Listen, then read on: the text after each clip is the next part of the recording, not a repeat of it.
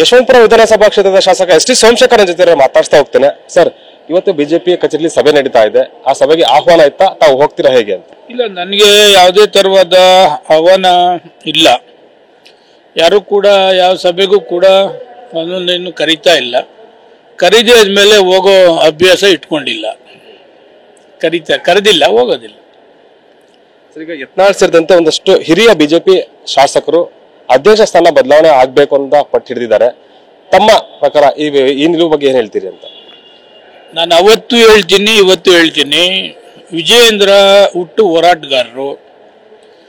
ಅವರ ತಂದೆ ಮಾರ್ಗದರ್ಶನದಲ್ಲಿ, ಅವರ ಇನ್ನೊಬ್ಬ ಅಣ್ಣ ರಾಘವೇಂದ್ರ MP ಲೋಕಸಭಾ ಮಾರ್ಗದರ್ಶನದಲ್ಲಿ ಹೋರಾಟ ಮನೋಭಾವ ಇರ್ತಕ್ಕಂಥವ್ರು. ಜೊತೆಗೆ ಬೈ ಎಲೆಕ್ಷನ್ನಲ್ಲಿ ಎಲ್ಲ ಕ್ಷೇತ್ರಕ್ಕೂ ವಿಜೇಂದ್ರನೇ ಬೇಕು ಅಂತೇಳಿ ಹಾಕ್ಸ್ಕೊಂಡು ಎಲ್ಲೆಲ್ಲಿ ಇವರು ಇನ್ಚಾರ್ಜ್ ಇದ್ದರು, ಮಂಡ್ಯ, ಸಿರಾ, ಅದೆಲ್ಲನೂ ಕೂಡ ಜಯಶಾಲಿಯಾಗಿ ಮಾಡಿದ್ದಾರೆ. ಅವರಿಗೆ ನಾಡಿ ಮಿಡಿತ ಇದೆ. ಆಮೇಲೆ ಸಂಘಟನೆಯಲ್ಲಿ ಉಪಾಧ್ಯಕ್ಷರಾಗಿ ಇದ್ದಂಥವರು, ಭಾಳಷ್ಟು ಅನುಭವ ಇದೆ.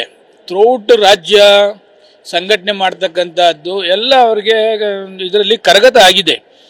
ಆದ್ದರಿಂದ ಹೈಕಮಾಂಡ್ ಮಾಡಿರೋದ್ರಿಂದ ಹೈಕಮಾಂಡ್ ಮೇಲೆ ಇವರು ಒತ್ತಡ ತೆರಬೇಕೇ ವಿನ ಬೆಳಗ್ಗೆ ಎದ್ರೆ ಇದೇ ನಿತ್ಯ ಮಾತನಾಡ್ತಕ್ಕ, ಈವನ್ ಮುಖ್ಯಮಂತ್ರಿ ಯಡಿಯೂರಪ್ಪ ಇದ್ದಾಗಲೂ ಕೂಡ ಅಸೆಂಬ್ಲಿಲಿ ವಿರುದ್ಧವಾಗಿ ಮಾತನಾಡೋರು.